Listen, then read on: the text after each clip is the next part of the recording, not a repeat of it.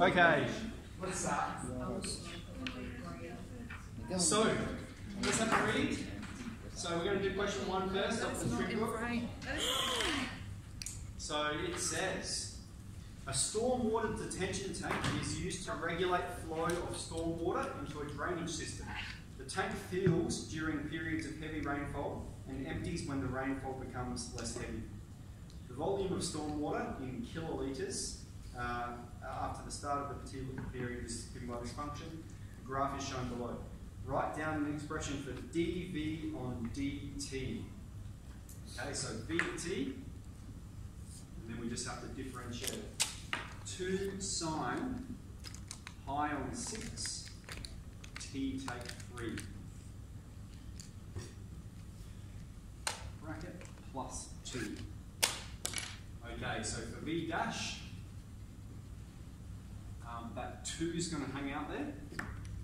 And then we have sine of fx goes to f dash of x cos of fx. So we have to differentiate what's in the middle here. Alright, and that's just going to be pi on 6. Okay, times 1.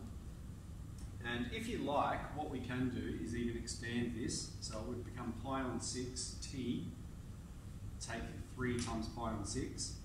And if you were to differentiate that, okay, that disappears because it's just a number, and the t disappears and we're left with pi on 6. Okay.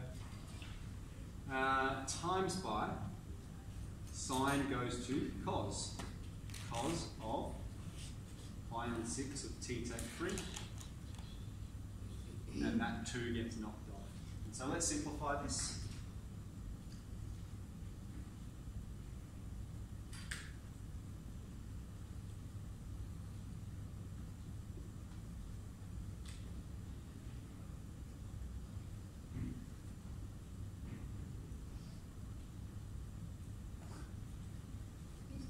Yes. Probably a very dumb question.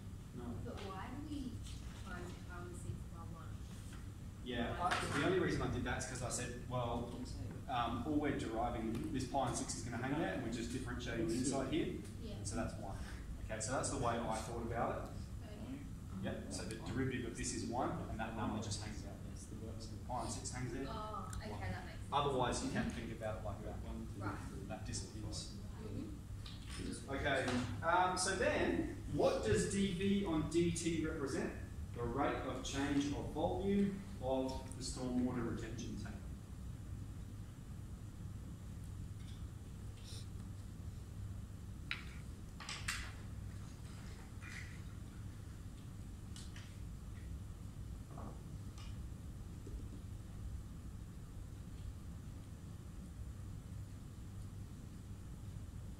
Okay, 10-page. Draw a graph. Alright, so we'll graph that.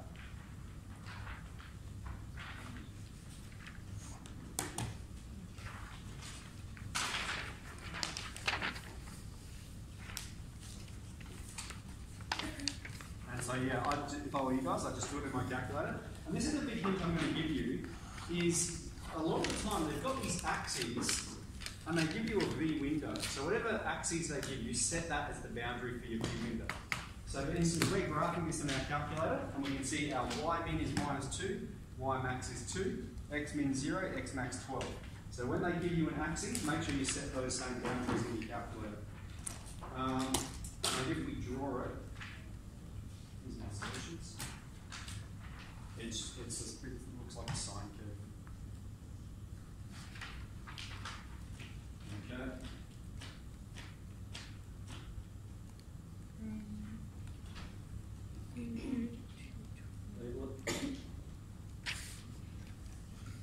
Okay. So the period of heavy rainfall. Oh, sorry, I'll wait for you guys to pick it up.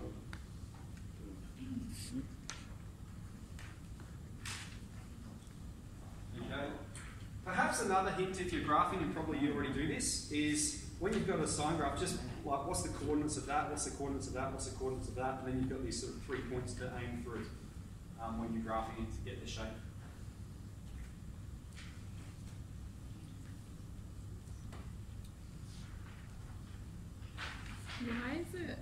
1.04. Because if we look at this function, what's the amplitude? Pi on 3. Excellent, which is 3.14 divided by 3. 1.4. Yep.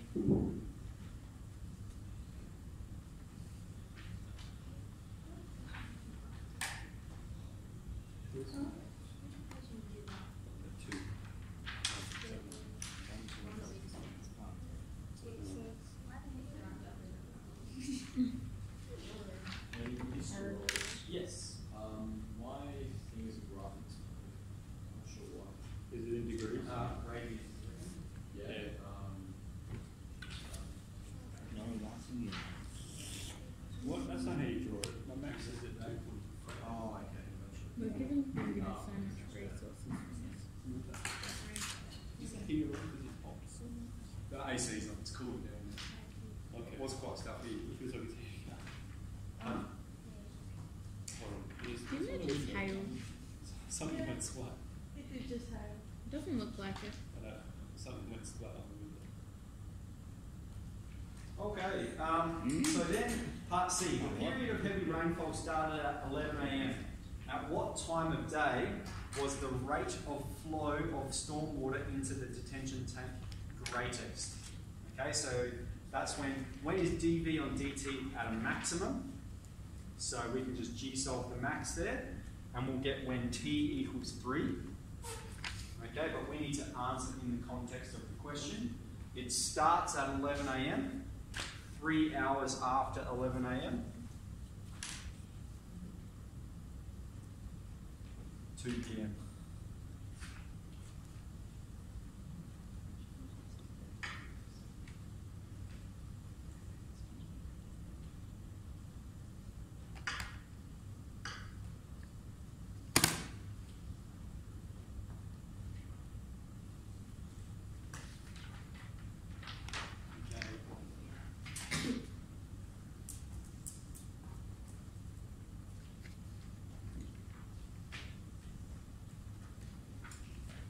Then what feature of the graph does your answer correspond with? Okay. Point of inflection on f of x corresponds with maximum and minimum points on f dash of x. Okay, look here, point of inflection here and here. Changes from being concave up to concave down. Corresponds with the max here. Point of inflection here, concave down to concave up. Min here. Okay, so point of inflection on f of x corresponds with turning points on f dash of x, which are roots on f dash dash of x. So our answer there, which feature does it correspond with? Point of inflection. And perhaps say non-stationary point of inflection, just to be very precise. Because it's not stationary, it's a non-stationary point of inflection. Cool.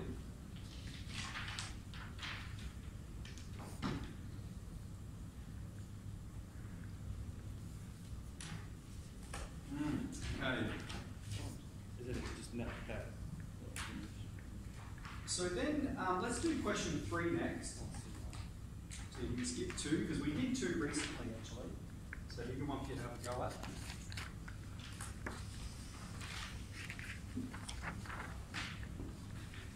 Question 3. Question 3 on page 5. Good job. So we have half sine of 3x for 0 being less than x being less than 2 pi on 3. The graph is shown below with parallel tangents drawn at A and B. Find f dash of x. Okay, so we've got f of x is half sine 3x. So that means f dash of x is going to be half, leave that half there, 3 cos 3x. And so 3 on 2 cos 3x.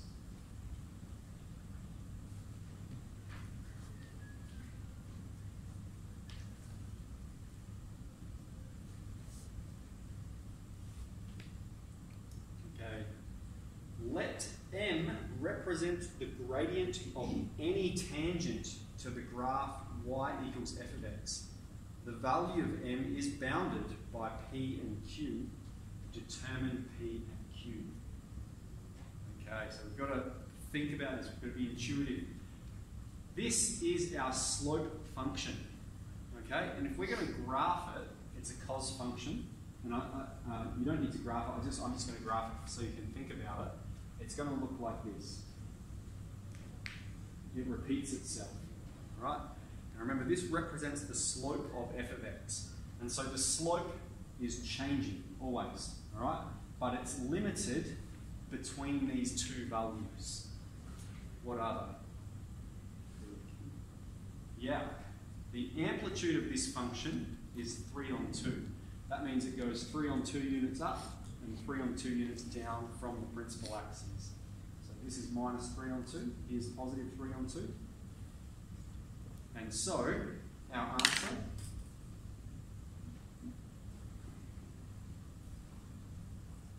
okay, so the most the slope can be is 3 on 2.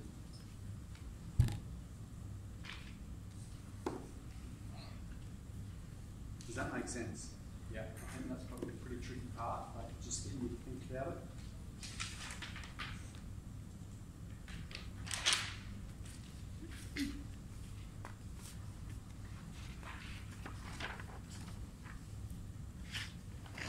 Okay, for the tangents shown, they have a slope of 3 on 4. Find the value of b.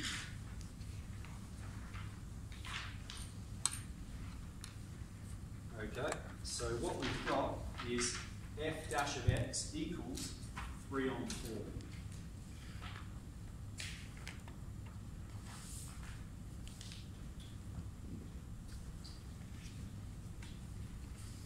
So we have to solve this equation, all right, to get the x value and then find the corresponding y value. So what we want to do here is multiply both sides by 2 on 3. We're going to have cos of 3x equals 6 on 12, which is a half.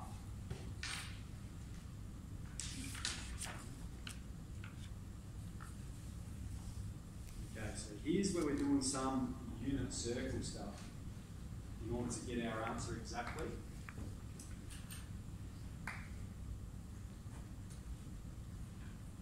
Now, what you could do, this is where it would be helpful to have a unit circle. Okay, so you can just look at it and say, what are the values of 3x that correspond with the x coordinate? Remember, cos is the x coordinate, being a half. Here's our unit circle. Is the x is a half, and so it's going to correspond with these 2 points on the unit circle. And so we need to say, what are the values of the angle that correspond with this point and this point here? So, perhaps the simplest way to do it is go, well, this one, okay, is just in your calculator, cos minus 1 of half. All right, you put that in, you're going to get 60 degrees or pi on 3. Okay, we need to answer in radians. So that's our first angle, is pi on 3. And our second angle, this distance here is pi on 3. This distance here is also pi on 3. All right, it's pi on 3 going that way. And so we need to answer this way, don't we? We need to say what's that angle the whole way around to that point. And so I think this is the best way to think about it. Okay, if you find radians confusing, just think of it in terms of degrees. 60 degrees. Now a whole revolution is 360 degrees, which means back to this point is 360. Take 60 degrees, 300 degrees to this point. Okay, so that's our other coordinate, and that corresponds with 5 pi on 3 radians. Okay. So we have 3x is pi on 3 and 5 pi on 3, which means the value of x for the angle, pi on 9 and 5 pi on 9.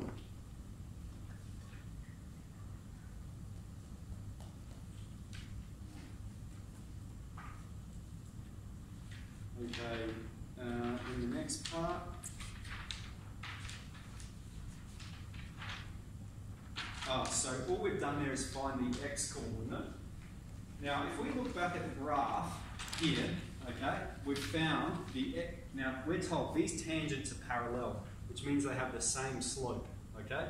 So the x coordinate of A obviously corresponds with pi on 9, and the x coordinate of B then has to be the one that's further down, corresponds with 5 pi on 9. So we need to find what is the corresponding y value. So we've got when x is 5 pi on 9, what is the y value? And so that's of the original function.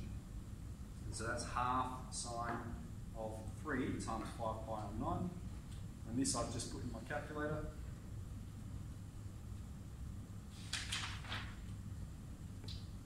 Negative root 3 and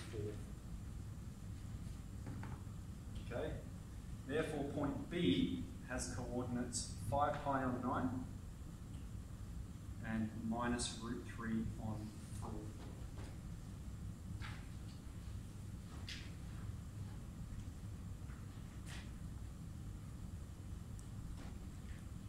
Okay, so that's pretty tricky. Let's talk about ways we can use our calculator to support us with this part in particular. Okay, what you can do, let's all graph the original function. So that's half sine 3x over the same domain, half sine 3x over the same domain that they have. So that's from 0 to 2 pi on 3.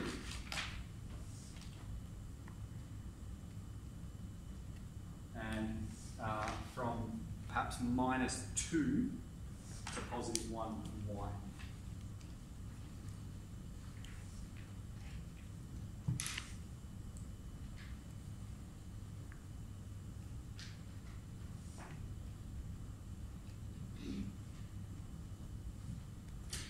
Okay, and we can be reasonably intuitive about this in that this length is 2 pi on 3, which means this is halfway between them. Okay, so that's going to correspond with 2 pi on 6. And just to, if you wanted to write that more simply, that's also pi on 3. So we've got pi on 3, 2 pi on 3. Then we can even have halfway between them. We've got pi on 6. All right, it's halfway between 0 and 2 pi on 6. And so you can just keep breaking up the scale like that. All right, and that's how you can get the corresponding on 9.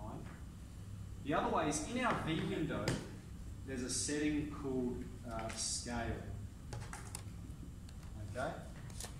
And so if you put as your scale something like pi on 3, or pi on 9, or something like that, it's going to put dots every length of pi on 3.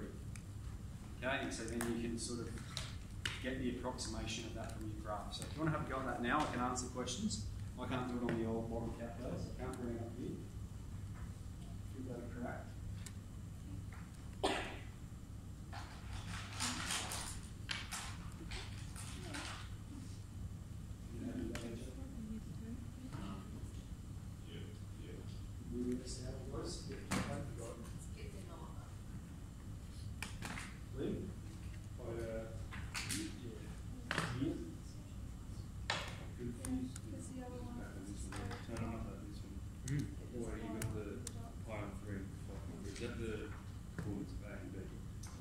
X coordinate, yes. So y then Y pi on 3 and 5 pi on 3. So that's what this whole process with the circle was explaining. So there's two ways to do it. Okay?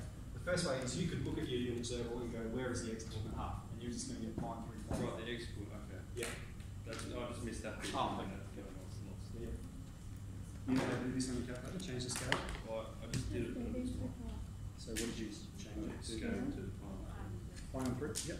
So what that means is every line there represents a third of pi on 3. So that's pi on 3 there. Yeah. Then you've got 2. So that's pi. No, hang on. That's pi on 3. She? Yeah, looks right. Scale around right here. Right. Alright, let's put it as pi on 9. Because then every dot, Still not that one. Still not that every one. line corresponds with Yeah. Oh my God. So, Yeah. my mum sent over like. Oh, you have a function. Oh, yeah, that's our issue. Mr. Royals, you know this view and scale, is that for the x coordinate, the y coordinate? Just for scale, there shouldn't. Yeah, is there one for x and y? Is it? Yeah. Oh, I see. No, it's just for x. Oh, okay, yeah, And yeah, Mum was reading okay. it going, oh, I'm not really sure what this means. It's telling me that Yeah, so that point there, see how there's a line there? That's pi on 3, 2 pi on 3. So then you'd exit out and go, oh, well, what about 4 pi on, what about if we change it to pi on 9 or something like that? I know, the view window. Yeah. Yeah. And then you have dots at every thing. So girls all okay with that? Yeah. Yeah. That's what it's on automatically. Oh, okay.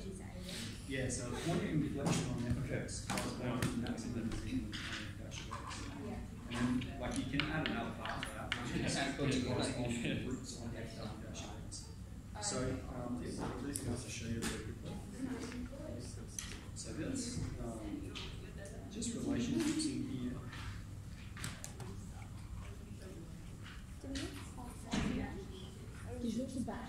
So we got another class. I might actually go through the example. We just back in. And we'll do that after. Finish this question. Okay, guys, let's do the last part. Let's do the last part, which is find the exact value of c. So we're told that, thanks Sam, the tangent of the graph at point B intersects the y-axis at point C. Find the exact value of c. So what this means is it wants us to find the tangent at point B. So we've got, the function is half sine 3x. The derivative function we've seen is 3 on 2 cos of 3x. And we're told, find tangent at x is 5 pi on 9. At point B, find the equation of the tangent there. Okay, so for a tangent we need two things. The slope and the point of contact. Okay? So for the slope we're going to use the derivative function. So we've got f dash of 5 pi on 9. And that's going to be 3 on 2 cos of 3 times 5 pi on 9. Okay, now what I've just done is completely obsolete. Why? The question tells us the slope. It tells us in part B, the slope is 3 on 4. So, I mean, if you do this, it's going to give you 3 on 4 anyway. Right? So we have the slope. The next part we need is the point of contact. And we've got that as well, okay, because that's what we got in part B. X is 5 pi on 9. Y is negative root 3 on 4. Okay, so we've got the slope and we've got the point of contact. So for a tangent, the best way to do it, it's the equation of a line, y equals mx plus c. The slope is 3 on 4. So y equals 3 on 4x plus c.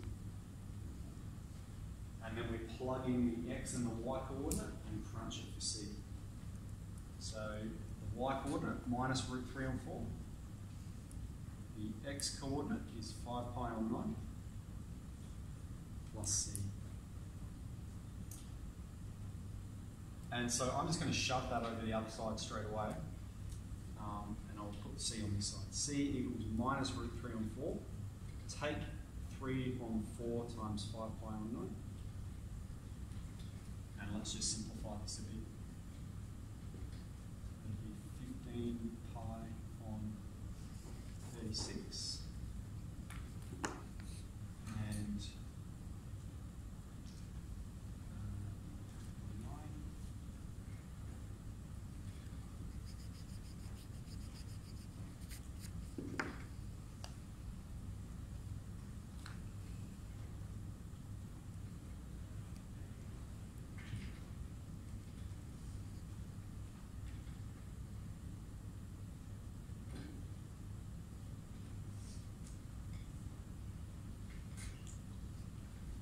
So let me just explain that. I would say all of that's probably obsolete. I think here you've got the answer.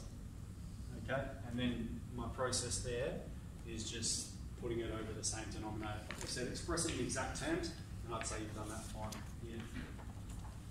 All right, so what did we do? We identified, we got the slope from the first part, we got the point of contact, and we just start y equals mx plus c. Plug in the slope, plug in the point of contact, solve it for c, and so the tangent is going to have this y-intercept. Right, but just there, that'd be fine.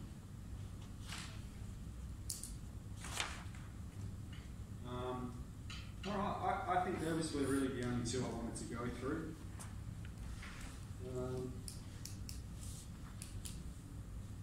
Any questions from you guys?